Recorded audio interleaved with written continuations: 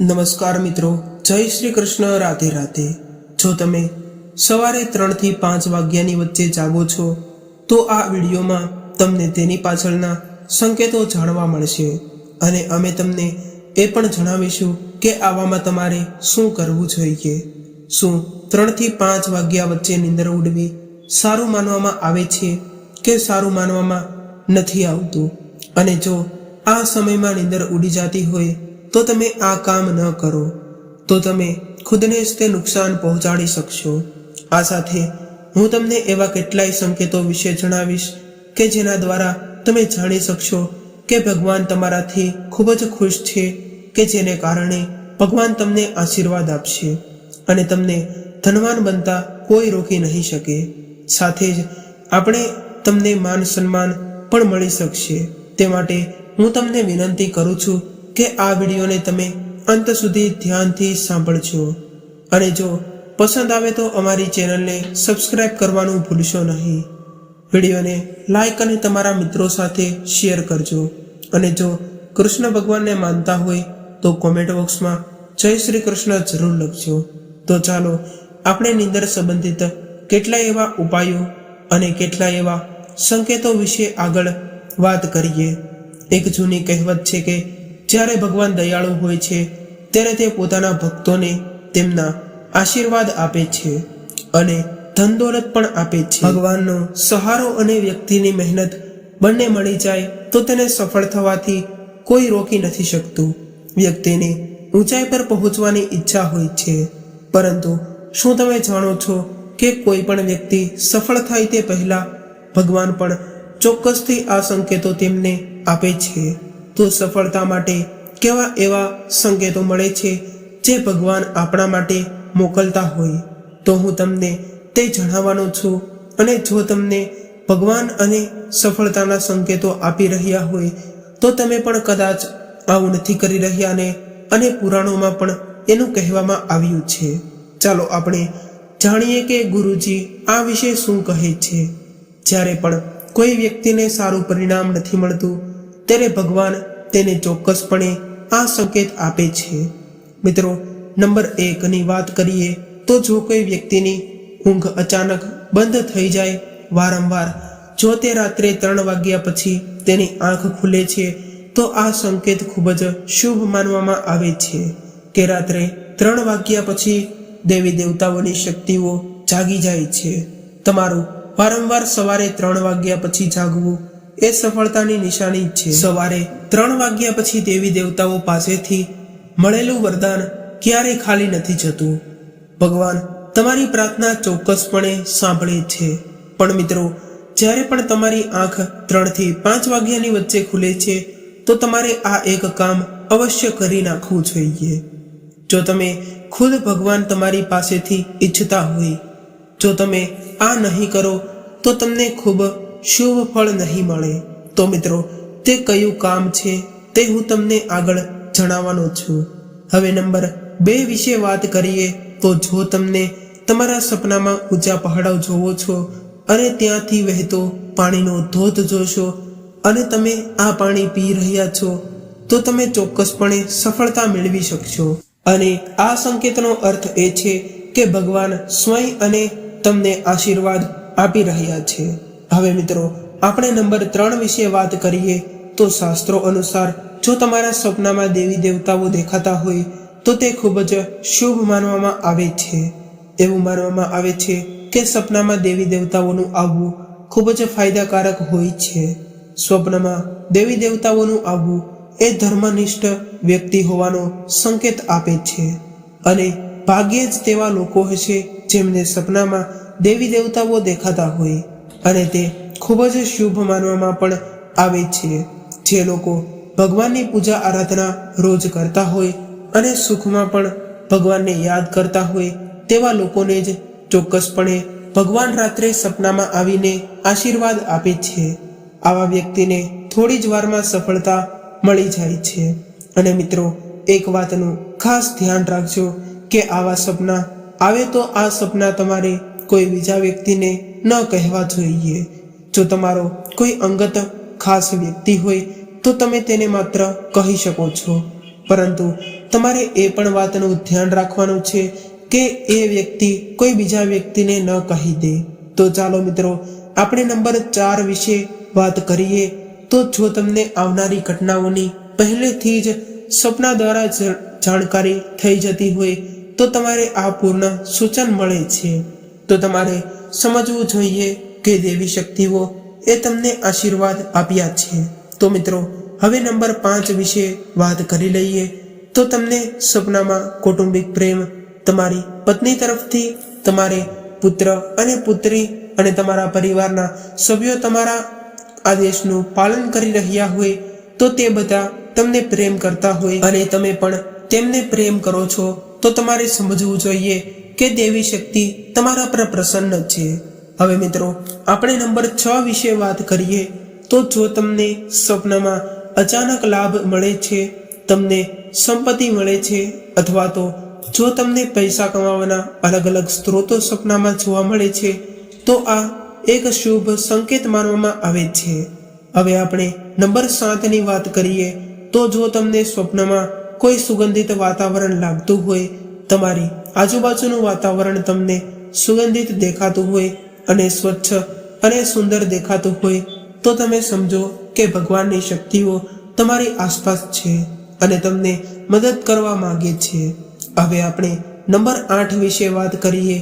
તો સુખદ પવન તમારી આજુબાજુમાં ફૂંકાતો હોય અને તમને સપનામાં એવું લાગે છે કે આજુબાજુમાં પવન ફૂંકાઈ રહ્યો છે, અથવા જો તમને શરીરમાં અચાનક કોઈ ઘસારો અનુભવતો હોય તો આ પહેલા ક્યારેય તમને ન થયો હોય તો એવું સમજવું કે ભગવાન કે દેવી તમારાથી પ્રસન્ન છે.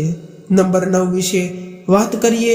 તો ઠંડી હવાનું વર્તુળ બનતું હોય એવું સપનામાં દેખાતું હોય અથવા તો જમીન પર રહેતા સમયે પણ ક્યારેય તમને અનુભવ થાય કે મારી આસપાસ વાદળછાયું કે ઠંડી હવાનો સમૂહ છે જેને તમે ઘેરી લીધા છે તો તમે સમજો કે ભગવાનની કઈ દેવી શક્તિઓએ તમને ઘેરી લીધા છે. આવી તક એવા લોકો સાથે જ થાય છે જેઓ ખૂબ જ પૂજા કરે છે. હવે આપણે નંબર 10 વિશે વાત કરીએ. તો પ્રકાશનો પંચ. અચાનક તમને તેજસ્વી પ્રકાશનો એક મુક્કો દેખાય છે જેની તમે કલ્પના પણ કરી નથી શકતા. અચાનક તમારા કાનમાં મધુર સંગીત સંભળાય છે અને તમને આશ્ચર્ય થાય છે કે અહીં આજુબાજુ કોઈ સંગીત નથી, તેમ છતાં તે તમારા કાનમાં ગુંજી રહ્યું છે. જો તે સીટી વગાડવાની જેમ સંભળાય છે તો પછી તમારે સમજવું જોઈએ કે દેવી શક્તિઓ તમારી નજીકમાં છે અને તમારી સાથે વાત કરવાનો પ્રયાસ કરી રહી છે. આ ઘણીવાર એવા લોકો સાથે જ થાય છે જેઓ તેમના પ્રિય ભગવાનના મંત્રનો સતત જાપ કરે છે અને ભગવાનમાં શ્રદ્ધા રાખે છે અને ભગવાનને દરરોજ પ્રસન્ન કરે છે. હવે આપણે નંબર 11 વિશે વાત કરીએ. તો કોઈનો અવાજ સાંભળવો.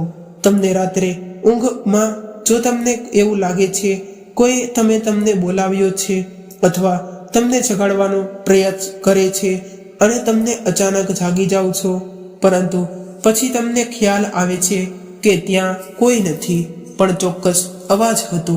તો તમારી સાથે આવું ઘણી વખત બન્યું હોય તો તમારે સમજવું જોઈએ કે કોઈ અલૌકિક શક્તિ દ્વારા આશીર્વાદ મેળવી રહ્યા છો.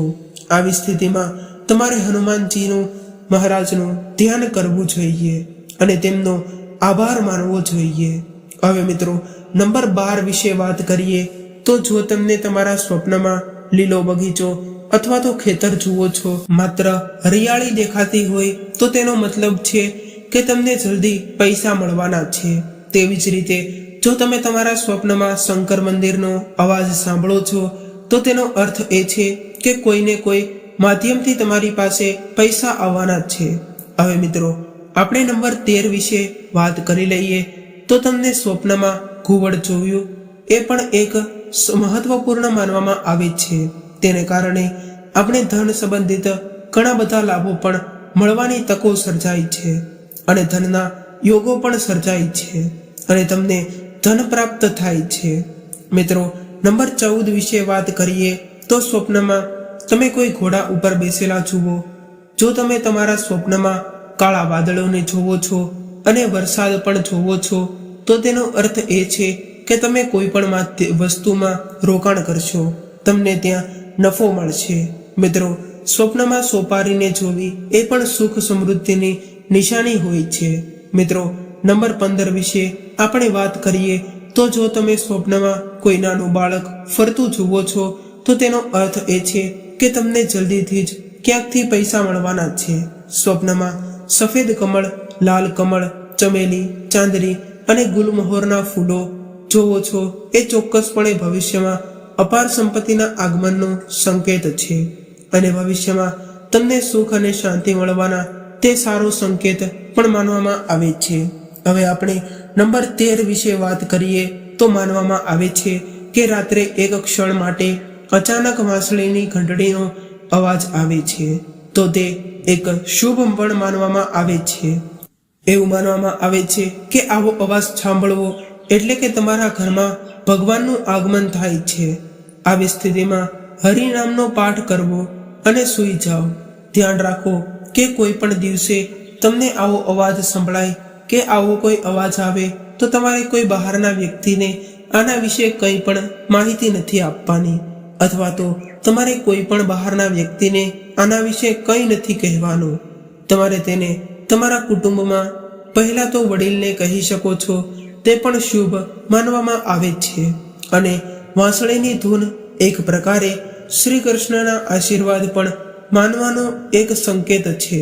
તો મિત્રો, હવે આપણે એ પણ જાણી લઈએ કે તમારે કયા સમયે સૂવું જોઈએ અને કયા સમયે ઉઠવું જોઈએ, અથવા તો કયા સમયે જાગવું જોઈએ અને કયા સમય શ્રેષ્ઠ માનવામાં આવે છે. તો આપણે વાત કરીએ તો સૂવાનો સમય તમારે 9 વાગ્યા આજુબાજુનો રાખવો જોઈએ, અથવા તો 9 વાગ્યે તમને કોઈ કારણસર તમે ન સૂઈ શકો તો તમારે છેલ્લે 11 વાગ્યા સુધીમાં તો સૂઈ જવું જોઈએ, કારણ કે તે શુભ સમય માનવામાં આવે છે. અને ઉઠવા માટેનો એ સમય છે કે જ્યારે બ્રહ્મ મુહૂર્તનો સમય ચાલી રહ્યો હોય, એટલે કે સવારના 3 થી 5 વાગ્યા વચ્ચેનો સમય પણ કહી શકાય. અથવા તો તે સમયે તમે સક્ષમ ન હોય તો તમારે તેને સૂર્યોદય પહેલા ઉઠી શકો છો. તે સૂવા માટે અને ઉઠવા માટેનો યોગ્ય સમય માનવામાં આવે છે અને તેનો ઉલ્લેખ આપણા શાસ્ત્રોમાં પણ કરેલો છે. તો મિત્રો, ચાલો હવે આપણે એ પણ જાણી લઈએ કે સવારે 3 થી 5 વાગ્યા વચ્ચે તમારી નીંદર ઉડી જતી હોય અથવા તો તમારી આંખ 3 થી 5 વાગ્યા વચ્ચે ખુલતી હોય તો તમારે સૌ પ્રથમ કયું કાર્ય કરવું જોઈએ અને કયા કાર્યને ધ્યાનપૂર્વક સાંભળો, અને આ કાર્યને ભૂલશો નહીં. જો આ કાર્ય નહીં કરો તો આ શુભ સમય તમારા માટે નકામો બની જશે. અને જો 3 થી 5 વાગ્યા વચ્ચેમાં તમારી નીંદર ઉડી જતી હોય તો કોઈ પણ દિવસ ફરીથી સૂવાની ભૂલ ન કરતા. આ એક પાપ પણ માનવામાં આવે છે. તો તમારે જાગીને તે સ્નાન કરવું જોઈએ, તમારા રોજિંદા કાર્યોમાં નિવૃત્ત થવું જોઈએ અને ભગવાનનું ધ્યાન કરવું જોઈએ અને પૂજા પણ કરવી જોઈએ, કારણ કે આવી સ્થિતિમાં ભગવાન તમને જગાડે છે. જો ભગવાન સાથે વાત કરવી હોય તો મિત્રો તમે તમારી ઈચ્છા ભગવાનને વ્યક્ત કરી શકો છો. તમારી ઈચ્છાઓ તે ચોક્કસપણે પૂર્ણ થશે. પરંતુ જો તમે પૈસાના કારણે અથવા તો રાત્રે મોડે સુધી જાગવાને કારણે તમે વહેલી સવારે 3 થી 5 વાગ્યા વચ્ચેના સમયગાળામાં જાગી ન શકતા હોય તો ઓછામાં ઓછું ભગવાનના નામનો જાપ પણ કરી લો અને ભગવાનના નામનો જાપ કરીને સૂઈ જાઓ. મિત્રો, આ હતી થોડી સુવા સંબંધિત જાણકારીઓ. તો ચાલો હવે આપણે એ પણ જાણી લઈએ કે સૂર્યદેવને કઈ રીતે જળ ચડાવવું જોઈએ અને સૂર્યદેવને જળ ચડાવવાથી કેવા કેવા ફાયદાઓ થાય છે. મિત્રો, ઘણા લોકોની રાશિઓમાં સૂર્યની દશા સારી નથી હોતી. આવા લોકોને જરૂર સવારે સ્નાન કર્યા બાદ સૂર્યદેવને જળ ચડાવવું જોઈએ. તેનાથી તેના જીવનમાં જે પણ ખરાબી છે તેમાં સુધારા લાવી શકે છે. પણ મિત્રો, સવાલ એ છે કે સૂર્ય ભગવાનને કઈ રીતે જળ ચડાવવું જોઈએ તેમજ ક્યારે જળ ચડાવવું જોઈએ. તો મિત્રો, હવે આપણે વાત કરીએ કે સૂર્યદેવને જળ ચડાવતા સમયે આપણે કઈ વાતોનું ધ્યાન રાખવાનું છે. જો તમે સૂર્યદેવને જળ ચડાવતા સમયે આવી ભૂલો કરો છો તો સૂર્યદેવને જળ ચડાવવું અથવા તો ન ચડાવવું એક સમાન જ હોય છે. તો ચાલો આપણે જાણીએ કે સૂર્યદેવને જળ ચડાવતા સમયે થતી ભૂલો. દરરોજ સૂર્યદેવને જળ અર્પણ કરવાથી પણ તમને કોઈ પણ પ્રકારનો લાભ નથી થતો.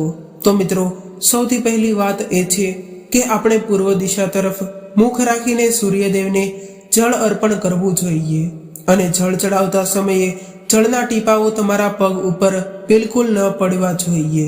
હંમેશા આ વાતનું ધ્યાન રાખજો કે જ્યાંથી પણ તમે જળ ચડાવી રહ્યા છો તે સ્થાનથી સૂર્યદેવને આપવામાં આવતી અરધીનું જળ આપણા પગ ઉપર કોઈ કારણોસર પડવું ન જોઈએ.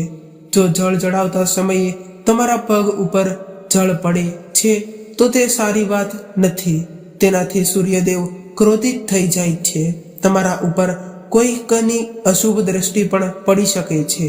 સૂર્યદેવને જળ ચડાવતા સમયે સૂર્યદેવના બીજ મંત્રનો જાપ કરો. ઓમ સૂર્યાય નમઃ, ઓમ સૂર્યાય નમઃ. મિત્રો, બીજી વાત એ છે કે સ્નાન કર્યા વગર ક્યારેય પણ સૂર્યદેવને જળ ન ચડાવવું જોઈએ. ભૂલથી પણ આવી ભૂલ ન કરવી જોઈએ. સૂર્યદેવને સ્વચ્છતા ખૂબ જ પસંદ છે.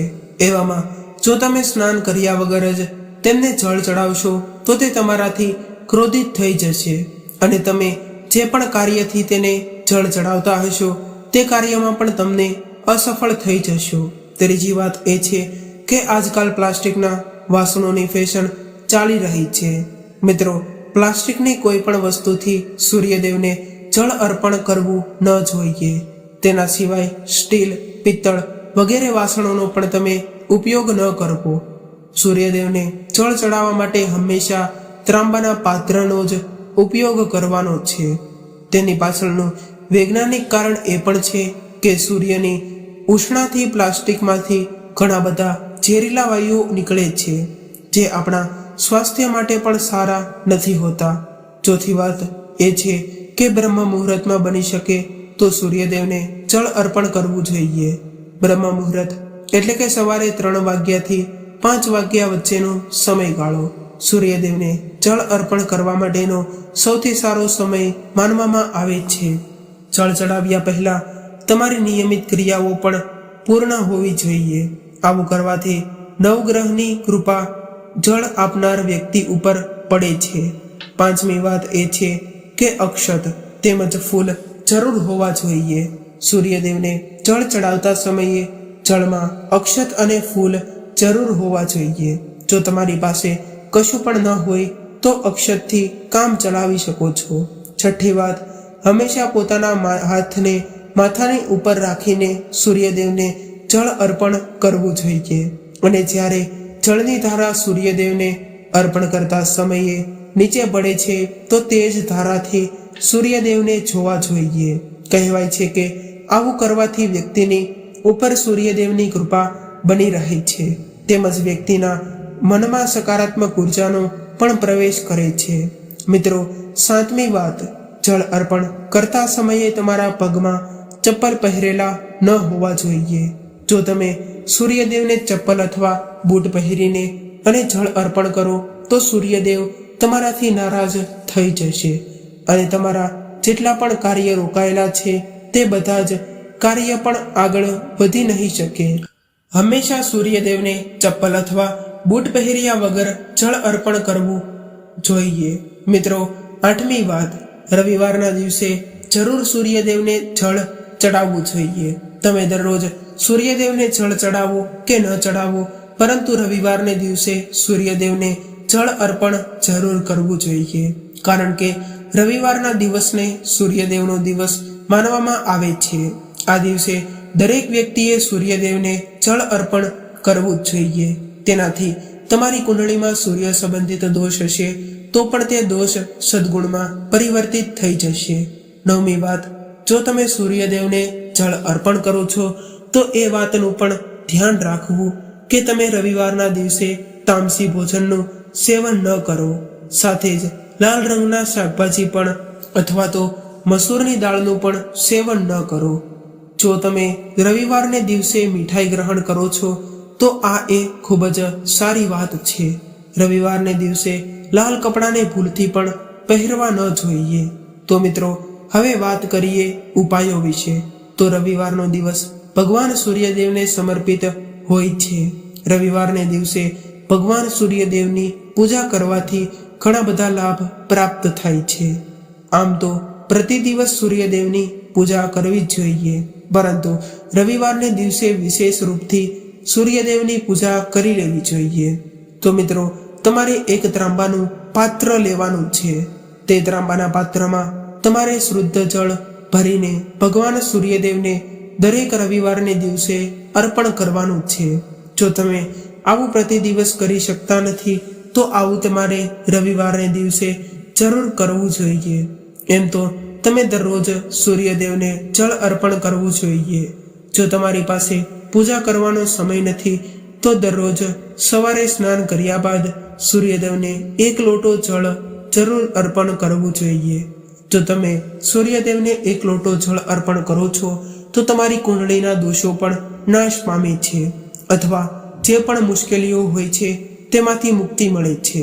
જ્યારે તમે સૂર્યદેવને જળ અર્પણ કરો છો, તો ત્યારે તમારે ગાયત્રી મંત્રનો જાપ કરવો જોઈએ.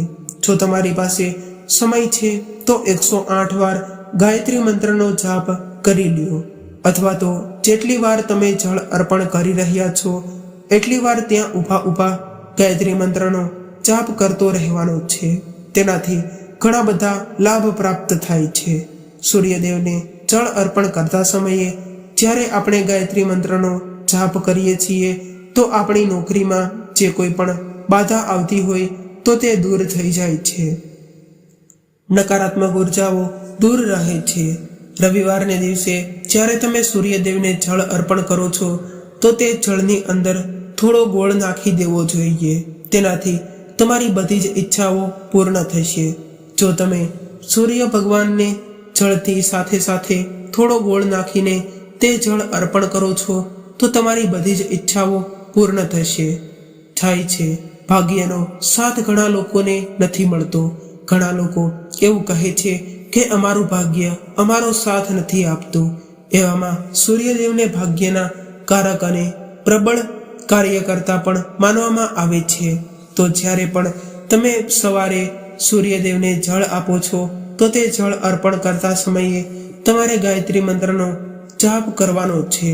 અને તેના સિવાય જો તમારે પોતાના લોકોનો સાથ જોતો હોય, તો રવિવારને દિવસે ગોળ અને ચોખાનું દાન કરવું જોઈએ. તમે ઘઉંનું પણ દાન કરી શકો છો.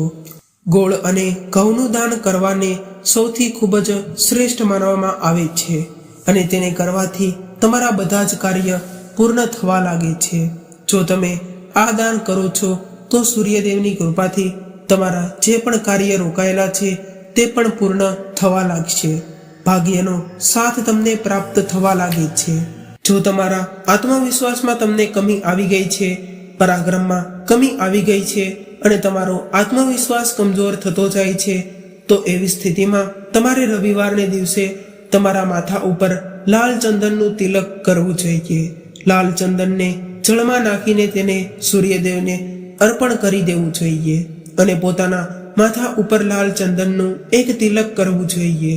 જ્યારે પણ તમે લાલ ચંદન નાખીને સૂર્યદેવને જળ અર્પણ કરો છો, ત્યારે ત્રાંબાના પાત્રમાં થોડુંક લાલ ચંદન કિનારા ઉપર રહી જાય છે.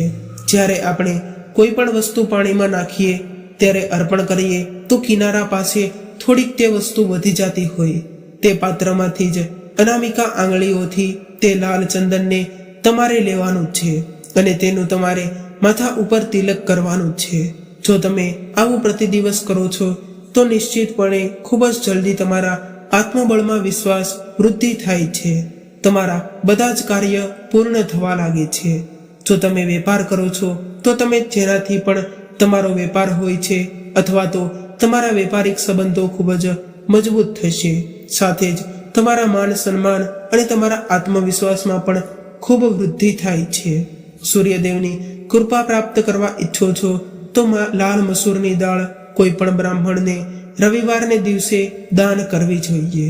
જો તમે બ્રાહ્મણને લાલ મસૂરની દાળનું દાન કરો છો, તો તેનાથી તમારા જન્મ કુંડળીના દોષ પણ દૂર થઈ જાય છે. આવું તમે સતત 7 રવિવાર સુધી કરી લેશો.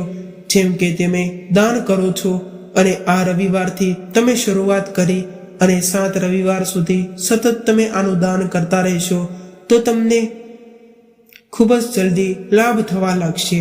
સાથે જ ગ્રહદોષી મુક્તિ મળી જશે. તમારે રવિવારને દિવસે ગોળ ખાઈને કોઈ પણ કાર્ય કરવા માટે નીકળવું જોઈએ. જેમ કે તમારે સવારે ઉઠીને થોડો ગોળ ખાઈ લ્યો અને પોતાના કાર્ય ઉપર જાઓ છો, અથવા તો ગોળ અને ચોખાથી બનેલી ખીર તમે સૂર્યદેવને ચડાવો છો તો તેનાથી દિવસ પણ સારો પસાર થાય છે.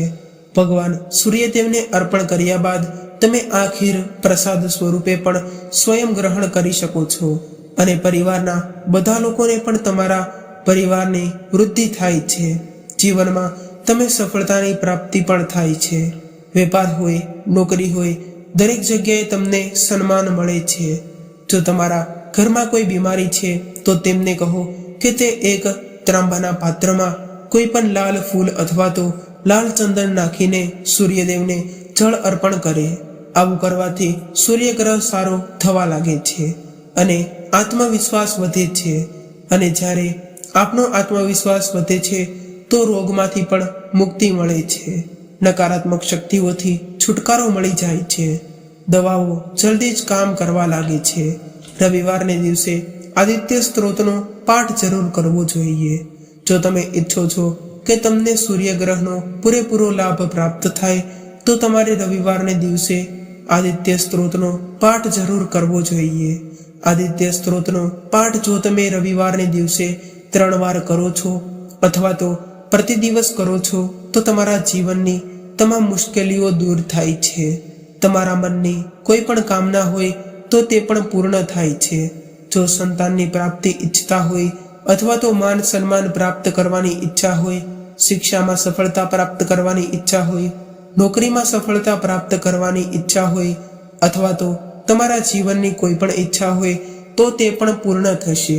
અને કોઈ પણ મુશ્કેલીઓથી તમે મુક્તિ મેળવવા માટે તમારો આત્મવિશ્વાસ ખૂબ જરૂરી છે. જો તમારી અંદર આત્મવિશ્વાસ હશે તો તમે કોઈ પણ મુશ્કેલીમાંથી પણ મુક્તિ પ્રાપ્ત કરી શકશો. અને આત્મવિશ્વાસની પ્રાપ્તિ ત્યારે જ થાય છે જ્યારે સૂર્ય આપણી જન્મ કુંડળીમાં ખૂબ જ સારી સ્થિતિમાં હોય. મિત્રો, એક ખૂબ જ સરળ ઉપાય અમે તમને જણાવવા જઈ રહ્યા છીએ, તેને તમે જરૂર કરવો જોઈએ. જો તમે કોઈ પણ મુશ્કેલીથી ઘેરાયેલા છો અથવા તો કોઈ પણ રીતે પરેશાન છો અથવા તો કોઈ પણ તમારી વિશેષ કામના છે તો આ ઉપાયને તમે જરૂર કરજો. મિત્રો, સૂર્યદેવને જ્યારે પણ તમે જળ અર્પણ કરો છો ત્યારે જળની અંદર તમારે એક બીલીપત્ર નાખી દેવાનું છે અને આ બીલીપત્ર સાથે ભગવાન સૂર્યદેવને પણ જળ અર્પણ કરવાનું છે. આ ઉપાય કરવા માટે તમે એક ત્રાંબાનું પાત્ર લઈ લો. તેની અંદર થોડું ગંગાજળ નાખો અને થોડું સાદું જળ નાખો અને એક બીલીપત્ર નાખો. તેની સાથે જ તમે અક્ષત પણ નાખી શકો છો. ત્યારબાદ તમારે ભગવાન સૂર્યદેવને આ જળ અર્પણ કરવું જોઈએ અને તમારે 7 વારમાં જળ અર્પણ કરતું જવાનું છે. એક જ પાત્રનું જળ તમારે થોડું થોડું કરીને 7 વાર જ રોકીને અર્પણ કરવાનું છે. ભગવાન સૂર્યદેવને જોઈને તમારે આ મંત્ર બોલવાનો છે. ઓમ રીમ રીમ સૂર્યાય નમઃ, ઓમ રીમ રીમ રીમ સૂર્યાય નમઃ. તો આ મંત્રનો આ રીતે તમે બોલીને જો તમે સૂર્યદેવને જળ અર્પણ કરવામાં આવે તો જલ્દી જ તમારા મનની બધી જ ઈચ્છાઓ પૂરી થઈ જાય છે.